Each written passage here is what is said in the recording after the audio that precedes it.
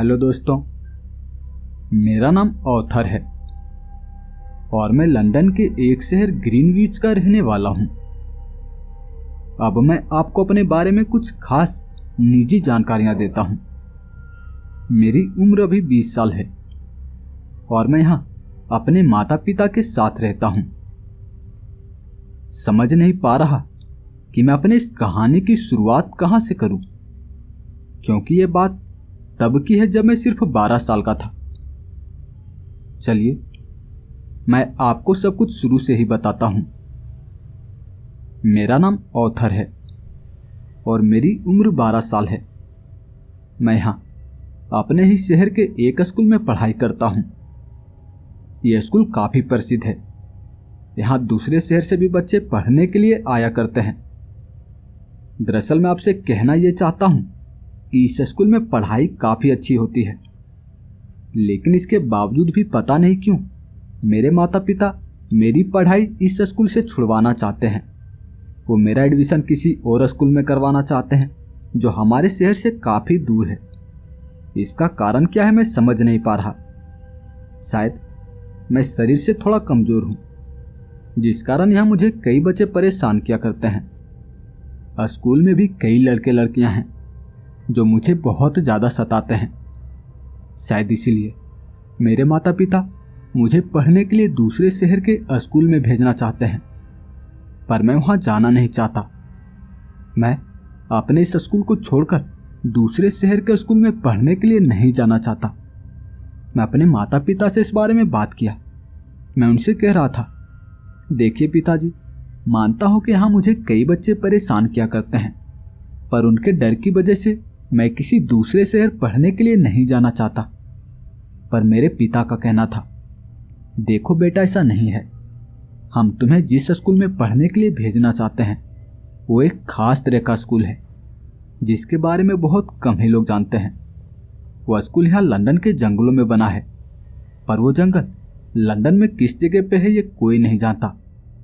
कई लोग जो इस बारे में ज़्यादा जानकारी रखते हैं उनका कहना है कि असल में वो जंगल हमारी दुनिया में है ही नहीं। वो जंगल हमारे लंदन शहर के ही 7 बसे समानांतर दुनिया में है, जहां हर कोई नहीं जा सकता। उस दुनिया में जाने का एक खास दरवाजा है और जिसे वो दरवाजा पता है सिर्फ वही उस दुनिया में जा सकते हैं, और हमें पता है वो रास्ता। मेरे माता पिता मुझसे ऐसा कह रहे थे और मैं काफ़ी ज़्यादा हैरान। ऐसी भी क्या मुसीबत आ पड़ी है जो मुझे पढ़ने के लिए दूसरी दुनिया में जाना होगा? मैं ये सवाल अपने पिता से किया था। तब उनका कहना था, देखो बेटा, ऐसा नहीं है। वहाँ उस स्कूल में एक खास तरह का सब्जेक्ट पढ़ाया जाता है। जैसे यहाँ के स्कूलों में अंग्रेजी, गणित, विज्ञान, इनसे जुड़ी किताबें पढ़ाई जाती है, पर उस स्कूल में ऐसा नहीं है। वहाँ अंग्रेजी, गणित, विज्ञान, इन सब विषयों के साथ जादू की किताबें भी पढ़ाई जाती है। मतलब तुम्हें वहाँ जादू करना भी सिखाया जाएगा और जादू के जरिए तुम अपनी वो हर इच्छा पूरी कर सकते हो जो तुम करना चाहते हो। मेरे पिताजी का ऐसा कहना था और उनकी बातें सुन मैं थोड़ी देर के लिए सोच में पड़ गया। क्या सच में वहाँ मुझे जादू करना सिखाया जाएगा? मतलब मेरे पास शक्तियाँ होगी। फिर तो मैं सबसे पहले उन बुरे बच्चों को सबक सिखाऊंगा जो मुझे यहाँ बहुत ज़्यादा परेशान किया करते हैं। अब मेरे मन में भी उत्सुकता थी। मैं उस स्कूल में पढ़ने के लिए जाना चाहता था। मेरे माता पिता भी खुश थे। मैं कई ज़रूरत की सामान उस बैग में डाले जा रहा था जो मेरी माँ मेरे लिए पैक कर रही थी, क्योंकि अगले दिन ही मेरे माता पिता वो मुझे छोड़ने उस दूसरी दुनिया के स्कूल में जाने वाले थे जहाँ मैं रहकर पढ़ाई करने वाला था।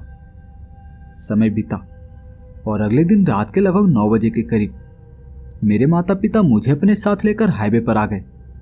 हम वहाँ एक टैक्सी में बैठे और वो टैक्सी ड्राइवर हमें एक बस स्टैंड के पास उतारा था।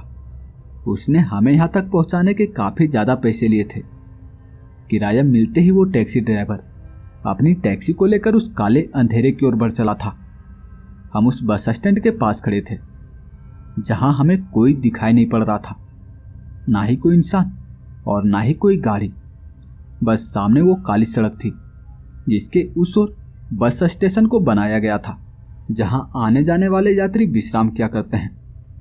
देखने में ऐसा लग रहा था जैसे दीवारों पे बहुत सारे धूल जमे हों। अंदर एक ट्यूबलाइट लगी थी जो लगातार ब्लिंक किए जा रही थी। यहाँ सड़क के किनारे किनारे भी कई स्ट्रीट लाइट लगे हुए थे, लेकिन वो भी लगातार ब्लिंक किए जा रहे थे, कभी जलते कभी बुझ जाते। मैं हैरान था, कैसा बस स्टेशन है ये? यहाँ ना ही कोई इंसान है और ना ही कोई गाड़ी। आखिर हम कौन से बस से जाने वाले हैं? तभी मेरी नजर पड़ी वहां सामने लगे उस बोर्ड पे। उस बोर्ड पे इस बस स्टेशन का नाम लिखा हुआ था और ये देखकर मैं घबरा गया, क्योंकि मैं इस बस स्टेशन को जानता था। ये बस स्टेशन भूतहा बस स्टेशन के नाम से फेमस है और मैं इसके बारे में अखबार में पढ़ा था जब मैं एक बार अपने पिताजी के लिए चाय लेकर गया था। वो अखबार पढ़ रहे थे और तभी मैं इस जगह के बारे में पढ़ा था। मैं डरा सहमा खड़ा था, लेकिन मेरे पिताजी का कहना था, देखो डरो मत, भले ही लोग इस जगह को भूतहा माना करते हैं, पर यही वो जगह है जहां रात के ठीक 12 बजे वो बस आती है जिसके जरिए हम उस दूसरी दुनिया के स्कूल में जा सकते हैं। मेरे पिताजी का ऐसा कहना था और मैं उनसे चिपक कर खड़ा था, क्योंकि वहां अब मुझे घूमती हुई कई सारी काली परछाइयां नजर आना शुरू हो गई थी। वो हमारा कुछ नुकसान नहीं पहुंचा रही थी, लेकिन हमें डर तो लगता है ना। मैं अपने पिताजी से चिपक कर खड़ा रहा।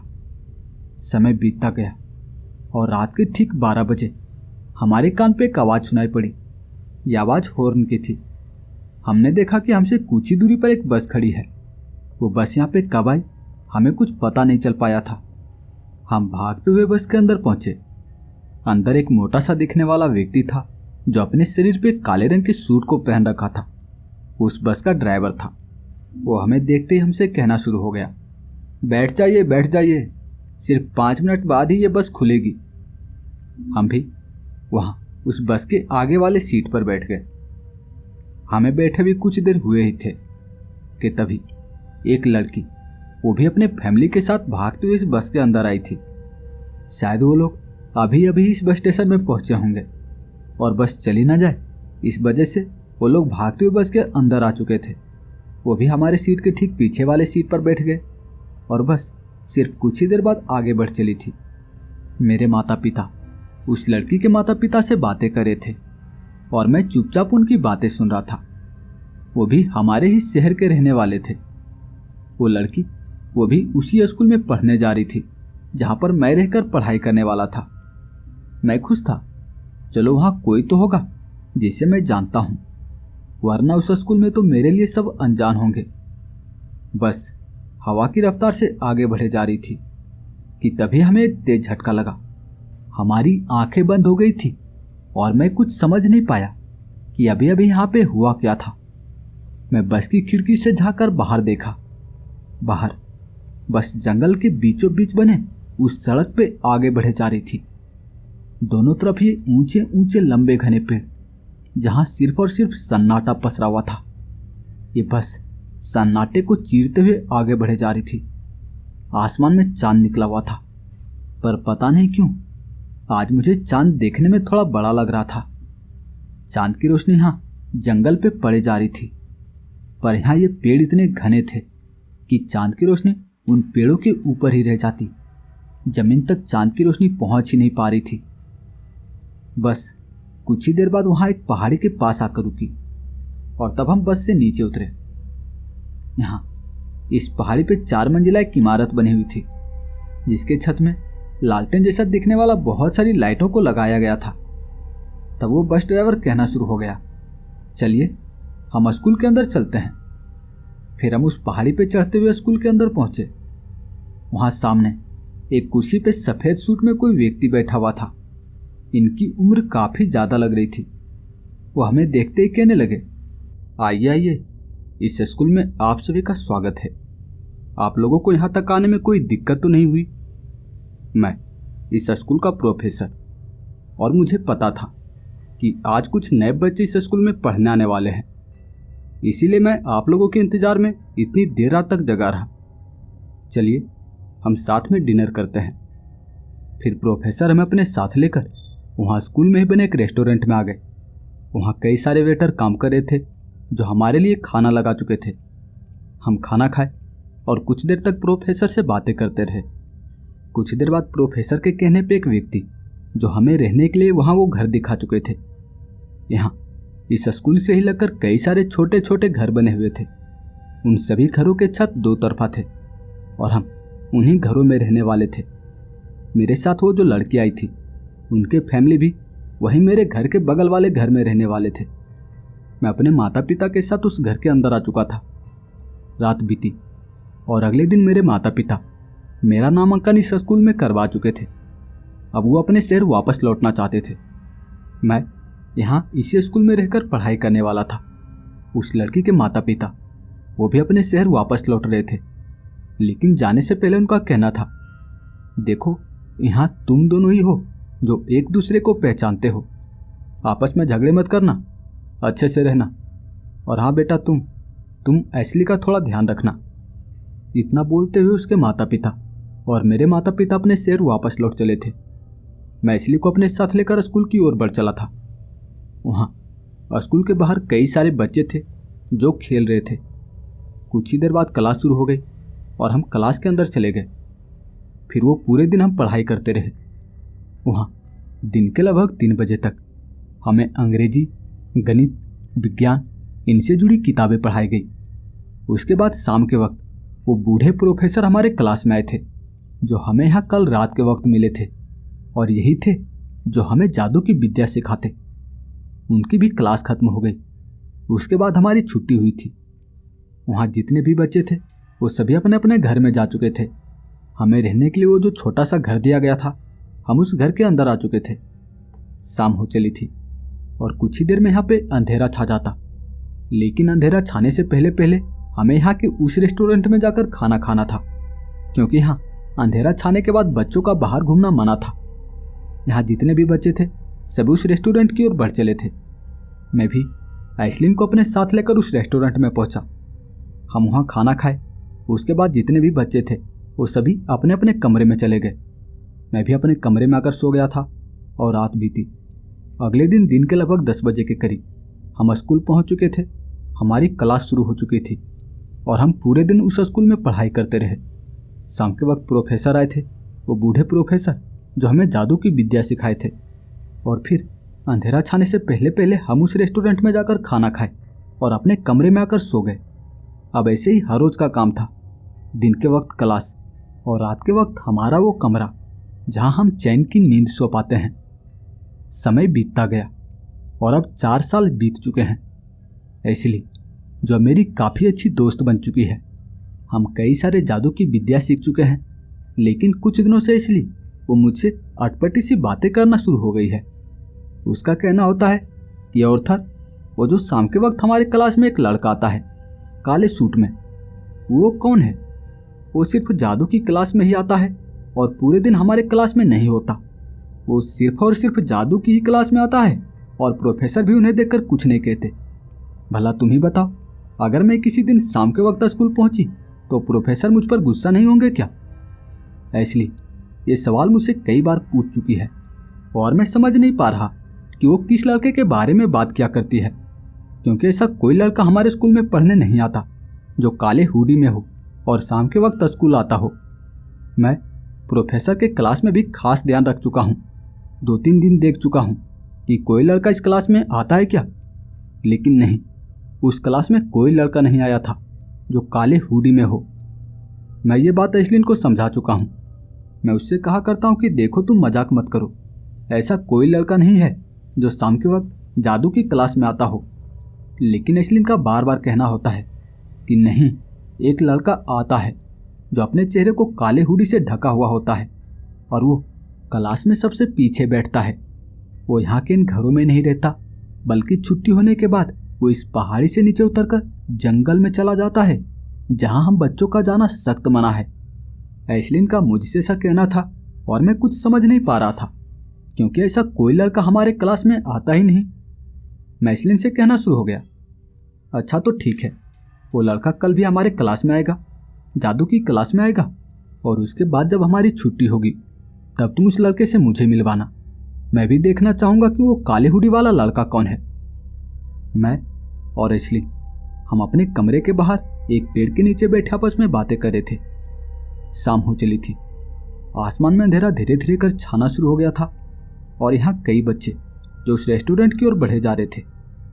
मैं भी ऐशलिन को अपने साथ लेकर रेस्टोरेंट पहुंचा। हम वहाँ खाना खाए और अपने अपने कमरे में आकर सो गए। रात बीती और आज हम पूरे दिन उस स्कूल में पढ़ाई करते रहे थे।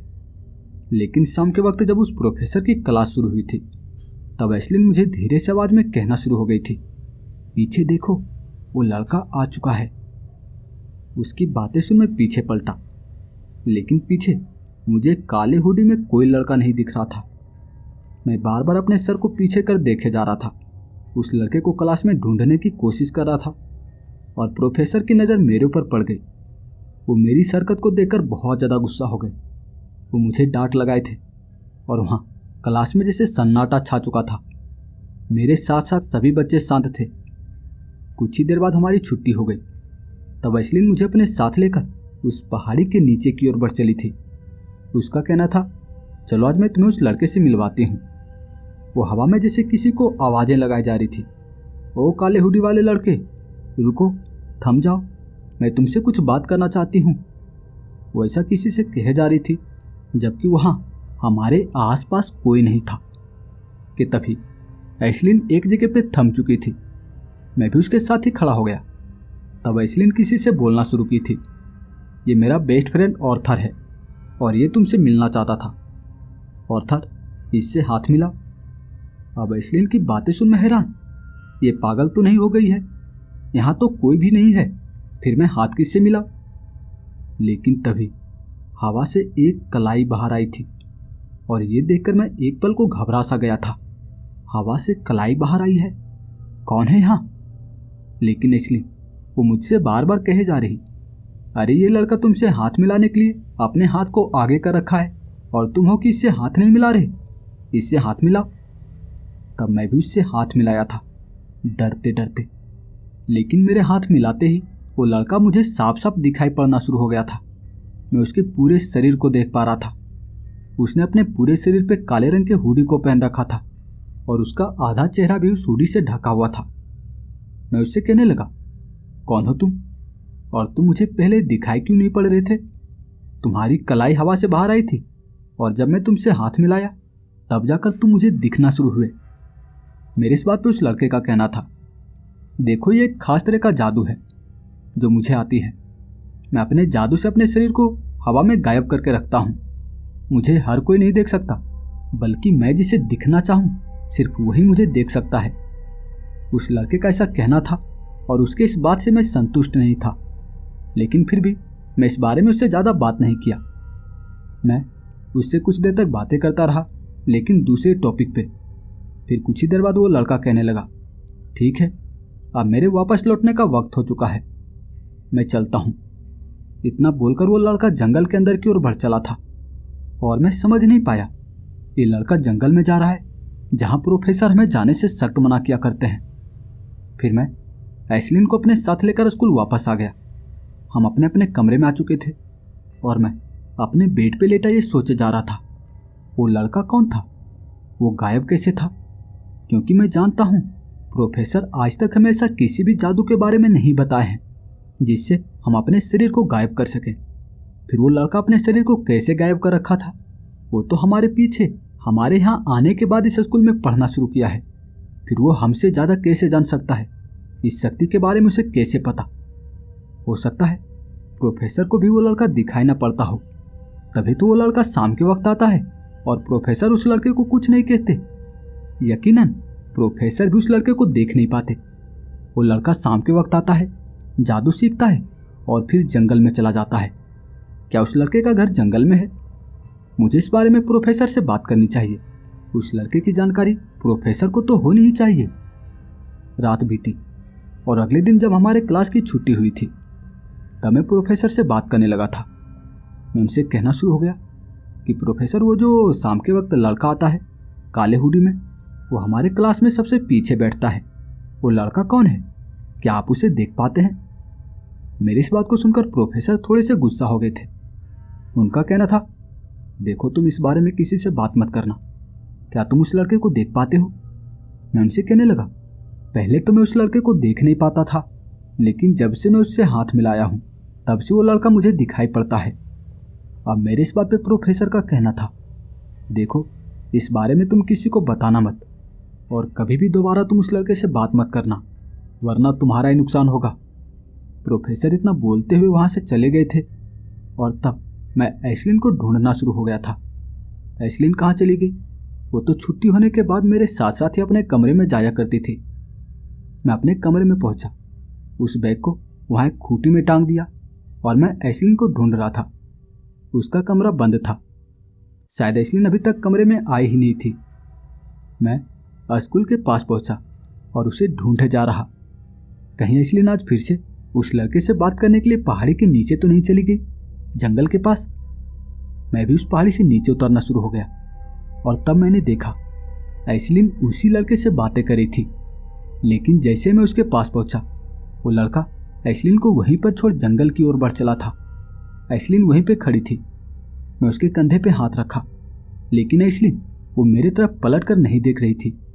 मैं उसे हिलाया, तब ऐशलिन मुझसे बात करना शुरू की थी।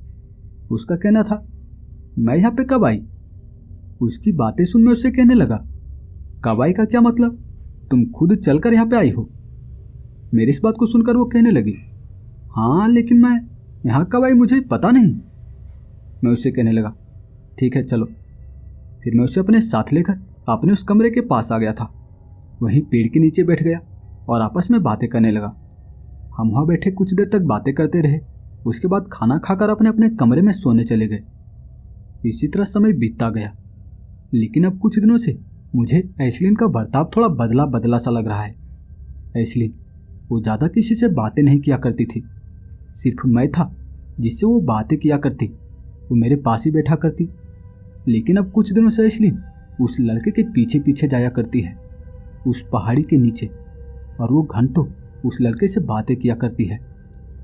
मैं समझ नहीं पा रहा, ऐशलिन क्या उसे पसंद करना शुरू हो गई है? मैं ऐशलिन से इस बारे में बात किया, लेकिन ऐशलिन का कहना था कि नहीं, मैं उस लड़के से मिलने नहीं जाती, मैं उस लड़के को पसंद नहीं करती। ऐशलिन मुझसे झूठ बोल रही थी, क्योंकि मैं अपनी आंखों से देखा था ऐशलिन को उस लड़के के पास बैठकर उससे बातें करते हुए। मैं उन दोनों के बीच अपनी टांग नहीं अड़ाना चाहता था। मैं ऐशलिन से थोड़ा दूर रहना शुरू हो गया। मैं उससे ज़्यादा बातें नहीं करता, लेकिन फिर भी मैं जानना चाहता था कि वो लड़का कौन है, वो लड़का आता कहाँ से है और जाता कहाँ है। एक दिन जब हमारे स्कूल की छुट्टी हुई थी, वो लड़का ऐशलिन को अपने साथ लेकर जंगल की ओर बढ़ चला था। मैं भी उसके पीछे पीछे उसकी नज़रों से बचते हुए आगे बढ़े जा रहा था। वो लड़का ऐशलिन को अपने साथ लेकर उस पहाड़ी के नीचे आ चुका था। वो दोनों आपस में बैठकर कुछ देर तक बातें करते रहे। उसके बाद वो लड़का जंगल के अंदर की ओर बढ़ चला था। ऐशलिन वहीं पे बैठी थी, जैसे एक मूर्त जैसी, लेकिन मैं उस लड़के का पीछा करना चाहता था। वो लड़का जंगल में जाता कहाँ है? मैं भी दबे पांव उस लड़के के पीछे पीछे चलने लगा। वो लड़का जंगल के अंदर की ओर बढ़ता गया, उन ऊंचे ऊंचे लंबे घने पेड़ों के बीच। वहाँ एक पगडंडी सा रास्ता बना हुआ था और वो लड़का उसी पगडंडी वाले रास्ते पे आगे बढ़े जा रहा था। मैं भी उसके पीछे पीछे उससे नजरें बचाते हुए आगे बढ़ रहा था। उस लड़के को थोड़ा सा भी मुझ पे शक नहीं हुआ, क्योंकि इस तरफ उसके अलावा और कोई नहीं आता। स्कूल का कोई भी बच्चा यहाँ जंगल में नहीं आता, क्योंकि प्रोफेसर ने हमें यहाँ आने से सख्त मना कर रखा है। वो लड़का जंगल में एक बड़े से पेड़ के पास पहुंचा। ये पेड़ यहाँ जंगल के सभी पेड़ों से अलग था, काफी बड़ा था ये पेड़। वो लड़का उसी पेड़ के पास खड़ा रहा और कुछ देर बाद उस पेड़ के तने में जैसे एक दरवाजा सा खुला था। उस दरवाजे की घरघराहट की आवाज जो मेरे कान पे साफ साफ पड़ी थी, और वो लड़का देखते देखते उस पेड़ के तने के अंदर जा चुका था। मैं समझ नहीं पाया, क्या इस पेड़ का तना ही उस लड़के का घर है? वो लड़का इसी पेड़ के अंदर रहा करता है। वो लड़का उस पेड़ के अंदर समा चुका था और अब मैं वहां से वापस लौटना चाहता था, क्योंकि मैं जान चुका था वो लड़का इस जंगल में रहता कहाँ पर है। शायद ये पेड़ ही उसका घर है।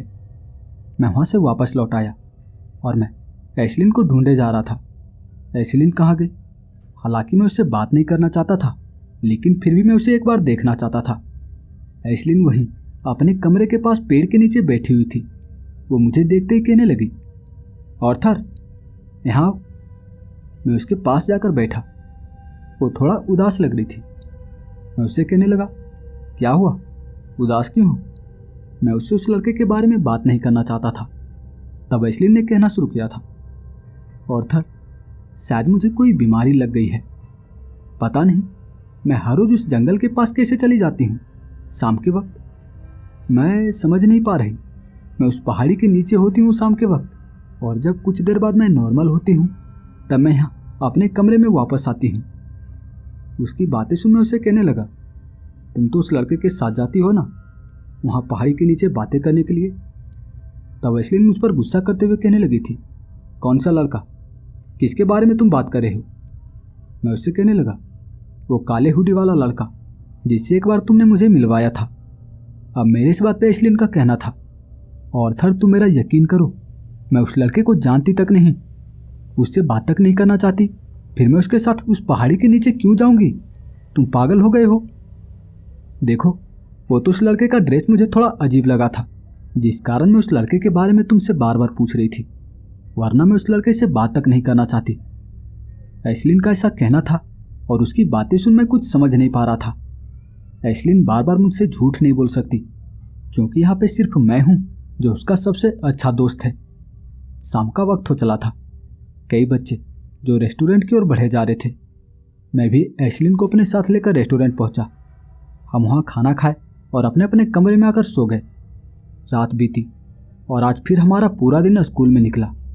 लेकिन जब हमारे स्कूल की छुट्टी हुई थी तब मैंने देखा कि वो लड़का, वो काले हुडी वाला लड़का, एशलीन को अपने साथ लेकर उसी पहाड़ी के नीचे की ओर बढ़े जा रहा था। पर मैं उस लड़के को रोकना चाहता था। मैं उसके पास गया और एशली से कहने लगा, एशली चलो मेरे साथ। पर उसने मेरे इस बात का कोई जवाब नहीं दिया था। वो अपने जगह पे चुपचाप खड़ी थी। मैं उससे बार बार कहे जा रहा था, एशली चलो मेरे साथ, पर वो जैसे अपनी जगह पे बुत बने खड़ी थी। तब उस लड़के का कहना था, एशली कहीं नहीं जाएगी, ये मेरी गर्लफ्रेंड है और ये मेरे साथ ही रहेगी। उसकी ये बात सुनकर मुझे बहुत ज़्यादा गुस्सा आया था, पर मैं उससे लड़ना नहीं चाहता था। मैं एशली का हाथ पकड़ा और उसे अपने साथ चलने को कहने लगा। पर मेरे इस बर्ताव से एशली बहुत ज़्यादा गुस्सा हो गई। वो मुझ पर चिल्लाकर कहने लगी, छोड़ो मेरा हाथ, तुम चले जाओ यहाँ से, मैं इस लड़के के साथ ही रहना चाहती हूँ। उसकी आंखें मैं पहली बार लाल देख रहा था। वो मुझ पर बहुत ज़्यादा गुस्सा थी। और वो लड़का, वो मेरी ओर देखकर मुस्कुराते हुए कहने लगा, देख लिए, ये मेरी गर्लफ्रेंड है। उसकी ये बात सुन मुझे बहुत ज़्यादा गुस्सा आ गया और मैं उसके चेहरे पे एक मुक्का दे मारा। वो लड़का अपनी जगह पे शांत खड़ा था, लेकिन एशली, वो मेरे चेहरे के ऊपर एक थप्पड़ जल चुकी थी। उसका कहना था कि तुम इसके ऊपर हाथ कैसे उठाए, देखो यहाँ से चले जाओ वरना बहुत बुरा होगा। एशली मुझ पर बहुत ज़्यादा गुस्सा थी और मैं समझ नहीं पाया, एशली इस लड़के के लिए मुझ पर गुस्सा है जिसके बारे में कल इसका कहना था कि मैं इससे बात तक नहीं करना चाहती, और आज इसने इस लड़के के लिए मुझे थप्पड़ मारा। मैं अब एशली को रोकना नहीं चाहता था। मैं चुपचाप वहाँ से वापस आ गया और अपने कमरे में चला गया। रात बीती और अगले दिन जब मैं क्लास में पहुँचा था, आज एशली क्लासरूम में नहीं आई थी और मैं उसे ढूंढना भी नहीं चाहता था। होगी अपने बॉयफ्रेंड के साथ। मैं यही सोचकर क्लासरूम में बैठा रहा। पूरे दिन क्लास चली थी, लेकिन जब शाम के वक्त प्रोफेसर आए थे, वो हमें जादू की विद्या सिखा रहे थे। पर आज वो हमें एक खास तरह का जादू सिखा रहे थे कि कैसे किसी को अपने बस में करना है, कैसे किसी के ऊपर हम सम्मोहन कर सकते हैं और उसके जरिए हम कोई भी काम करवा सकते हैं। उनके इस जादू के बारे में जानकर मैं थोड़ी देर के लिए सोच में पड़ गया। एशली, जो मुझसे आज तक कभी ऊंची आवाज में बात तक नहीं की थी, मेरे साथ कभी बुरा बर्ताव नहीं किया था, लेकिन कल उसने मेरे गाल पे थप्पड़ जड़ा था, और वो भी उस लड़के के लिए जिसके बारे में एशली का कहना था कि वो उसे जानती तक नहीं। कहीं उस लड़के ने एशली के ऊपर जादू तो नहीं कर रखा था, सम्मोहन का जादू? यकीनन एशली उस लड़के के बस में थी, तभी उसने मेरे साथ ऐसा बुरा बर्ताव किया था। अब मुझे पछतावा हो रहा था। एशली, वो पता नहीं कहाँ होगी। वो आज क्लासरूम में नहीं आई थी और मैं अब उसे ढूंढना चाहता था। मैं इतना समझ चुका था कि वो लड़का बहुत शक्तिशाली है क्योंकि जिस जादू के बारे में प्रोफेसर ने हमें अभी तक पढ़ाया ही नहीं था, वो जादू उस लड़के के पास थी। गायब होने की शक्ति, किसी को भी अपने बस में करने की शक्ति। यकीनन वो लड़का बहुत शक्तिशाली है। पता नहीं एशली कैसी होगी। उस लड़के ने एशली का कुछ नुकसान तो नहीं पहुंचाया होगा। मेरे मन में हजारों सवाल चले जा रहे थे। और कुछ ही देर बाद हमारे क्लास की छुट्टी हुई। मैं उस स्कूल से बाहर निकला और अपने बैग को उस कमरे में जाकर रखा, और उसके बाद ही मैं उस पहाड़ी की ओर बढ़ चला था, क्योंकि एशली का कमरा बंद था और मैं जानता था एशली यकीनन उसी पहाड़ी के नीचे होगी। मैं उस पहाड़ी से नीचे उतरा, लेकिन आज यहाँ पे एशली नहीं थी और ना ही वो लड़का। वो लड़का जादू की क्लास में भी नहीं आया था और मैं समझ नहीं पाया कहीं वो लड़का एशली को अपने साथ लेकर अपने घर तो नहीं चला गया। उस लड़के का घर जंगल के अंदर था, उस पेड़ के तने में जहां पर वो रहा करता था। हो ना हो वो लड़का एशली को अपने साथ ही लेकर गया है। मैं जंगल के अंदर की ओर बढ़ चला था। उस पगडंडी वाले रास्ते पे दोनों तरफ ये ऊंचे ऊंचे लंबे घने पेड़, और मैं उस पगडंडी वाले रास्ते पे आगे बढ़े जा रहा था। कुछ ही देर बाद वो पेड़ आ गया था, जिस पेड़ के तने में एक कमरा बना हुआ है, जिस कमरे में वो लड़का रहा करता है। मैं उस पेड़ के पास खड़ा अपना हाथ उस पेड़ के तने पे मारना शुरू हो गया। मुझे लगा यहाँ पे कोई दरवाजा होगा जिसे मैं खटखटाऊंगा और तब वो लड़का इस दरवाजे को खोलेगा, लेकिन ऐसा नहीं था। मेरे ऐसा करते ही उस पेड़ में हलचल होना शुरू हो गई थी। उस पेड़ में जैसे बदलाव आना शुरू हो गए थे।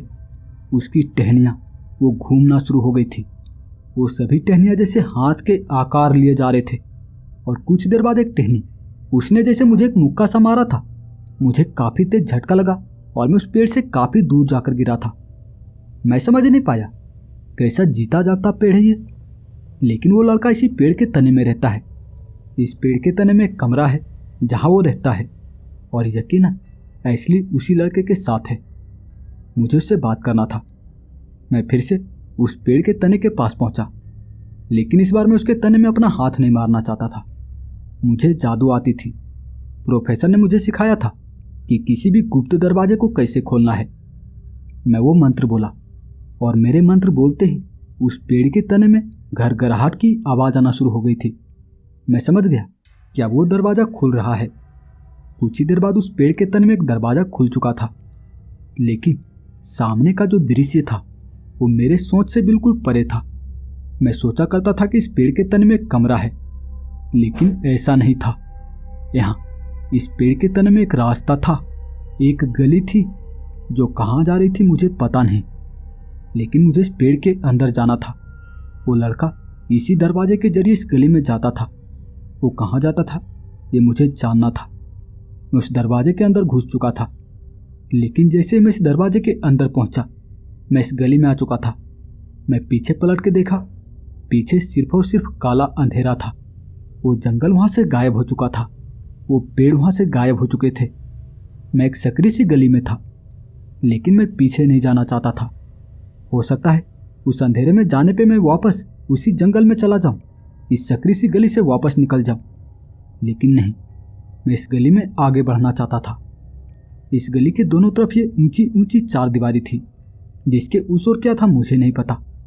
मैं उस गली में आगे बढ़ता गया, और कुछ दूर आगे जाने के बाद मुझे सामने एक और बड़ा सा दरवाजा दिखा, जिसे पार करने के बाद ही गली में आगे बढ़ा जा सकता था। मैं उस दरवाजे के पास पहुंचा। ये दरवाजा देखने में काफी बड़ा लग रहा था, और अब मैं इसे खोलना चाहता था। मैं फिर से वो मंत्र बोला, जिस मंत्र के जरिए किसी भी खुफिया दरवाजे को खोला जा सकता है। मेरे इस मंत्र के बोलते ही वो दरवाजा खुल तो गया, लेकिन उस दरवाजे के उस पार जो दृश्य था उसे देखकर मेरे दिल की धड़कन तेज हो गई। दरवाजे के उस पार अंतरिक्ष था, घूमते हुए ग्रह, लाखों की संख्या में उल्का पिंड। उसे देखकर मैं अपने कदम पीछे हटा चुका था, क्योंकि मैं जानता था अगर मैं अंतरिक्ष में गया तो मेरे शरीर के चिथड़े उड़ जाएंगे। मैं समझ नहीं पा रहा था, यहाँ कुछ तो है जो मेरे समझ से परे है। आखिर वो लड़का इस रास्ते के जरिए जाता कहाँ होगा। मैं उस दरवाजे को बंद कर चुका था और उसके सामने खड़ा सोचे जा रहा, अब क्या करूं? क्या मुझे यहाँ से वापस चला जाना चाहिए? नहीं नहीं, वो लड़का एशली को अपने साथ लेकर गया है, मुझे उसे ढूंढना ही होगा। पता नहीं ऐसली किस हालत में होगी। मैं उस दरवाजे के सामने खड़ा था कि तभी मेरी नजर पड़ी उस दरवाजे पे। उस दरवाजे पे जैसे कुछ शब्द लिखे हुए थे, कुछ मंत्र जैसा लग रहा था, और मैं उसे पढ़ना शुरू हो गया। मैं एक एक कर उन शब्दों को पढ़े जा रहा था, और जैसे ही वो वाक्य पूरे हुए थे, उस दरवाजे पे लिखे शब्द पूरे हुए थे, वो दरवाजा फिर से खुला था। मैं उस दरवाजे से 2 कदम पीछे हट चुका था, लेकिन इस बार उस दरवाजे से तेज रोशनी बाहर आ रही थी। इसी के साथ जैसे कई लोग थे जो उस दरवाजे के उस पार शोर मचा रहे थे। मतलब इस दरवाजे के इस पार कई लोगों की आवाज आ रही थी, और मैं जानता था इस दरवाजे के उस ओर इंसान हैं जिनकी आवाज मेरे कानों पे पड़ रही है, होना हो वो लड़का भी वहीं पर होगा। मुझे इस दरवाजे के उस ओर जाना चाहिए। मैं अपने कदम उस दरवाजे की ओर बढ़ा चुका था। मैं जैसे उस तेज रोशनी में पहुंचा कि तभी मुझे एक तेज झटका लगा। मेरी आंखें बंद हो चुकी थी, लेकिन जब मेरी आंखें खुली तब मैं एक मार्केट में था।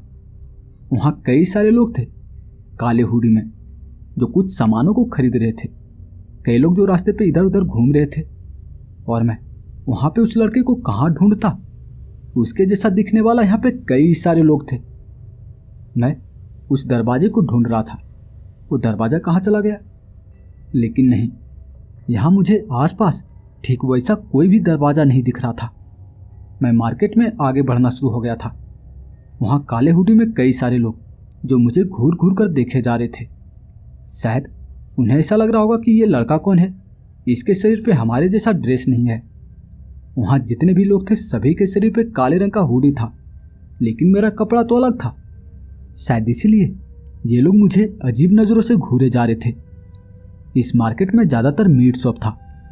यहाँ की सभी दुकानों पे किसी न किसी जानवर को काट कर लटकाया गया था, और ये देखकर मुझे थोड़ा थोड़ा डर भी लग रहा था। यहाँ के ये लोग कितने अजीब हैं। क्या ये सभी लोग मांसी खाते हैं? यहाँ पे कोई भी वेजिटेरियन नहीं है। मैं मार्केट में आगे बढ़े जा रहा था कि तभी मेरी नज़र पड़ी। सामने ऐसली खड़ी थी उस लड़के के साथ। वो लड़का वहाँ पे कुछ खरीद रहा था। मैं भागता हुआ ऐसली के पास पहुँचा, और वो लड़का मुझे देखकर जैसे हक्का बक्का सा था। वो मुझसे कहने लगा, तुम यहाँ तक पहुँच आए। वो लड़का मुझे देखकर जैसे भौचक्का सा था, और मैं ऐसली का हाथ पकड़ उससे कहे जा रहा, ऐसली तुम ठीक तो हो ना? इस लड़के ने तुम्हें कुछ नुकसान तो नहीं पहुँचाया? मेरी इस बात पे उस लड़के का कहना था, देखो ऐसली मुझसे प्यार करती है, ये मेरी गर्लफ्रेंड है और ये मेरे साथ ही रहेगी। भाग जाओ यहाँ से, वरना तुम्हारे साथ बहुत बुरा होगा, तुम खामखा मारे जाओगे। वो लड़का जैसे गुस्सा हो गया था, और मैं उससे कहने लगा, देखो मुझे पता है ऐसली तुमसे कोई प्यार व्यार नहीं करती, बल्कि तुम उसके ऊपर सम्मोहन कर रखे हो, जिस कारण ऐसली तुम्हारे साथ है। मैं भी इसके ऊपर के सम्मोहन को दूर किए देता हूँ। मैं इतना बोलकर वो जादू किया था। एक खास तरह का मंत्र बोला था जो मुझे प्रोफेसर ने सिखाया था, किसी के भी ऊपर हुए सम्मोहन को कैसे दूर करना है। मैं वो जादू किया था, और अगले ही पल ऐसली नॉर्मल हो चुकी थी। वो उस लड़के के पास से भागते हुए मुझसे आकर चिपक चुकी थी, और वो मुझसे कहे जा रही, मुझे भी क्या हुआ था, और ये कौन सी जगह है, हम कहाँ पर हैं। वो कई तरह के सवाल किए जा रही थी, और मैं चुपचाप उसकी ओर देखे जा रहा था। ऐसली घबराई हुई थी, और ये देखकर वो लड़का वो मुझ पर चिल्लाते हुए कहने लगा, देखो दूर हो जाओ उससे, ऐसली सिर्फ मुझसे प्यार करती है, वो तुम जैसे किसी तुच्छ इंसान से प्यार नहीं कर सकती। ऐसली एक पिशाचनी है और मैं एक पिशाच, वो सिर्फ और सिर्फ मेरी है।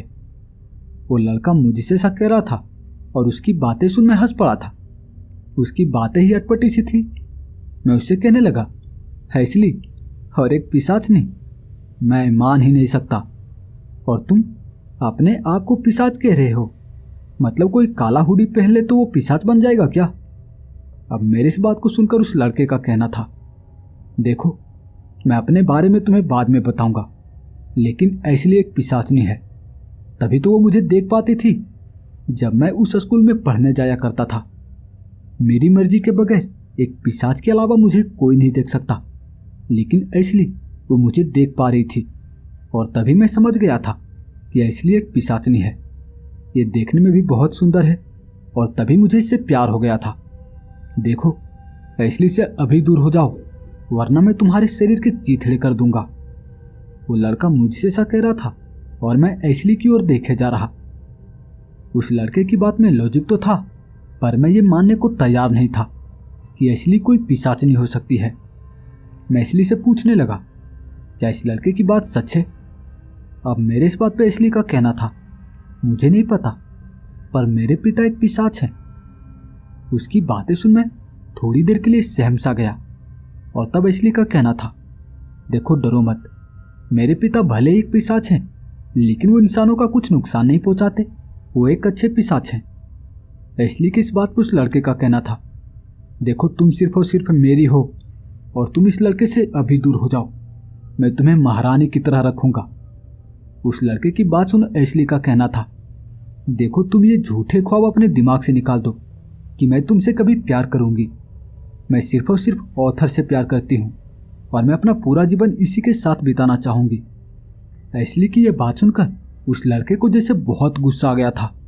उसके शरीर का आकार बदलना शुरू हो गया था और वो चिल्लाते हुए कहे जा रहा, तो फिर ठीक है, तुम दोनों मरने के लिए तैयार हो जाओ। जो चीज मेरी नहीं हो सकती वो मैं किसी और की भी नहीं होने दे सकता। वो चिल्लाते हुए ऐसा कह रहा था और मैं उसके शरीर को देखे जा रहा था। उसके शरीर का आकार बदल रहा था। उसके चेहरे से वो काला हुडी हट चुका था। उसकी वो चमकती हुई लाल लाल आंखें जो हमें डराने को काफी थी। उसके वो दांत वो जैसे अब थोड़े थोड़े बड़े हो गए थे। उसके हाथ और पैरों के नाखून वो जैसे बढ़ते जा रहे थे। तब वो लड़का चिल्लाते हुए हमसे कहने लगा, देख लो, एक पिशाच का असली रूप देख लो। तुम इस मामूली से लड़के से प्यार करती हो, मुझ में क्या कमी है? मैं तुम्हें महारानी की तरह रखता, लेकिन तुम इस मामूली से, इस तुच्छ इंसान से प्यार करती हो। तुम भी मरोगी, मैं तुम दोनों में से किसी को जिंदा नहीं छोड़ूंगा। वो पिशाच ऐसा कहते हुए हमारी ओर बढ़ना शुरू हो गया था और मैं एशली को कसकर पकड़े हुए था। मैं उस पिशाच से कहने लगा, देखो देखो, तुम आगे मत बढ़ना, वरना मैं तुम्हें मेढक बना दूंगा। अब मेरी इस बात को सुनकर उस लड़के के चेहरे पे एक अजीब सी मुस्कान थी। वो मुस्कुराते हुए कहने लगा, तो ठीक है, हो जाए जादू से मुकाबला। तुम एक पिशाच के साथ जादुई शक्तियों से मुकाबला करोगे? अच्छा मजाक है। इतना बोलकर वो जोर जोर से हंसने लगा था और अगले ही पल उसके हाथ में एक बड़ा सा आग का गोला था। उसने उस आग के गोले को हमारी ओर फेंका था और हम बहुत मुश्किल से उससे बच पाए थे। तब उस पिशाच का कहना था, इस्तेमाल करो, तुम भी अपने जादुई शक्तियों का इस्तेमाल करो, मुझे मेढक बना के दिखाओ। बहुत भौंक रहे थे, अब इस शक्ति से तुम बचकर दिखाओ। उसके हाथ में फिर से आग का एक धधकता हुआ गोला था। उसने उस गोले को हमारी ओर फेंका था, लेकिन मैं अपने जादू का इस्तेमाल किया और उस गोले को हवा में ही नष्ट कर दिया। अब ये देखकर वो पिशाच वो और भी ज्यादा गुस्सा हो चुका था।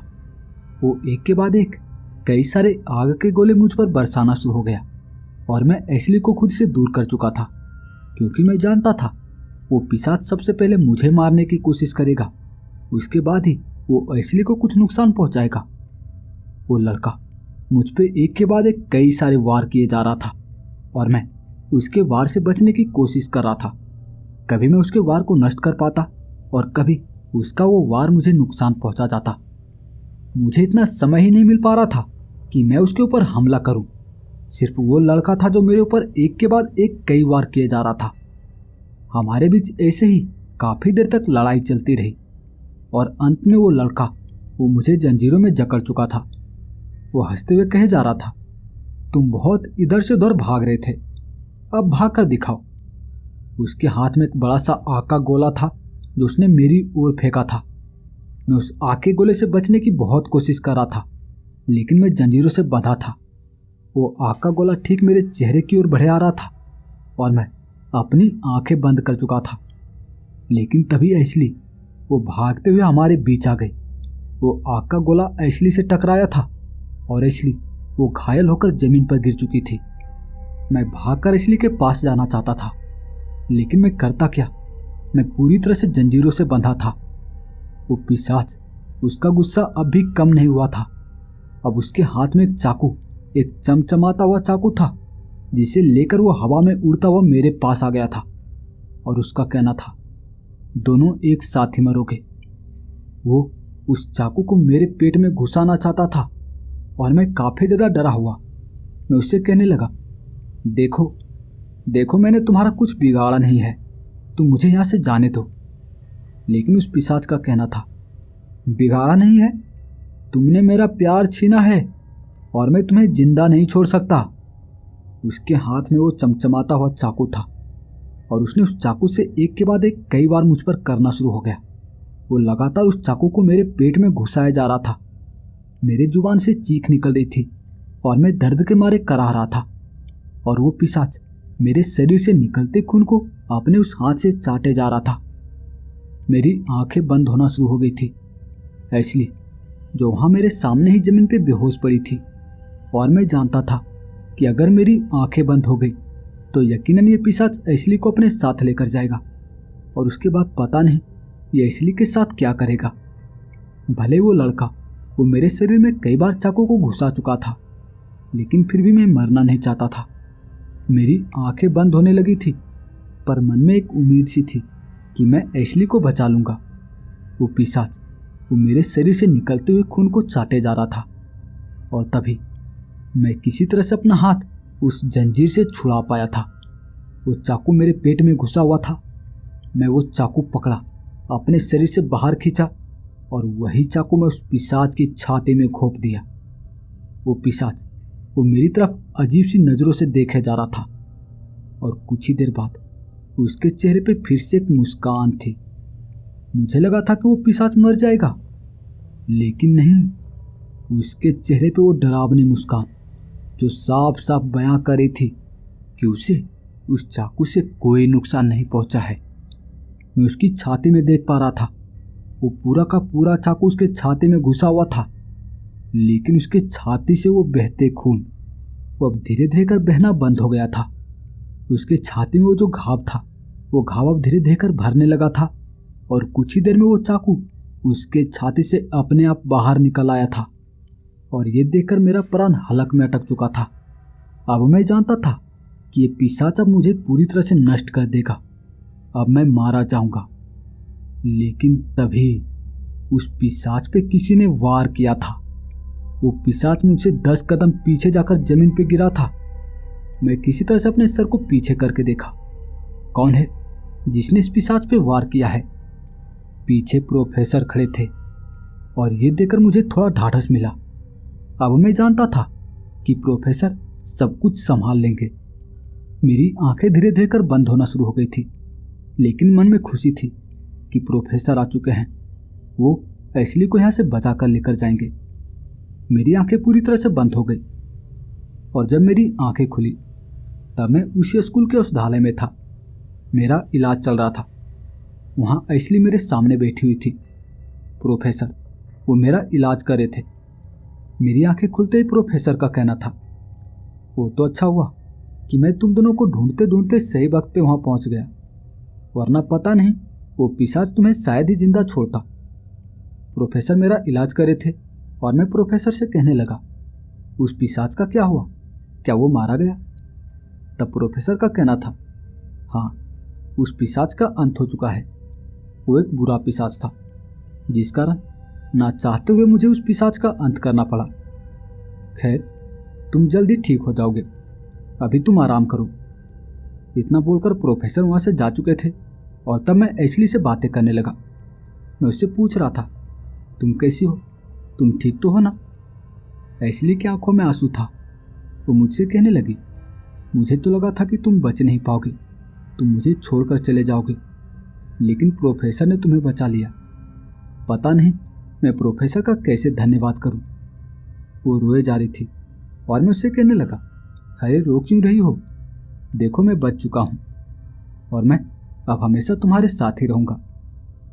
मैं कुछ ही दिनों में ठीक हो गया, लेकिन एक दिन जब मैं स्कूल में पढ़ाई कर रहा था तब प्रोफेसर मेरे पास आए और उनका कहना था, देखो तुम श्रेष्ठ बच्चों की लिस्ट में हो, जिस कारण मैं तुम्हें वो खास तरह की जादुई विद्या सिखाऊंगा जो किसी पिशाच के भी पास नहीं होते।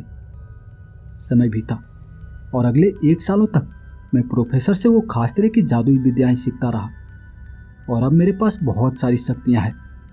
और आप यकीन मानिए, अगर अब मेरा सामना किसी पिशाच से हुआ तो यकीनन वो पिशाच मेरे हाथों मारा जाएगा। इसलिए अब वो हमेशा मेरे साथ ही रहती है।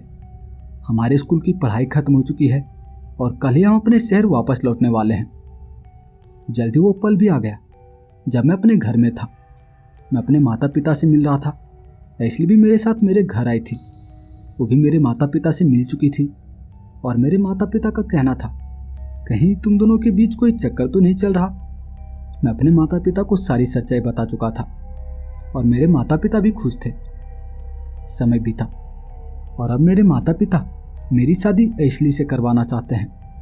मैं भी खुश हूँ, लेकिन कभी कभी मेरे मन में एक अटपटा सा ख्याल आ जाता है, क्या एक पिशाचनी के साथ शादी करना सही रहेगा? क्या मैं एक पिशाचनी को अपना जीवन संगी बनाऊं?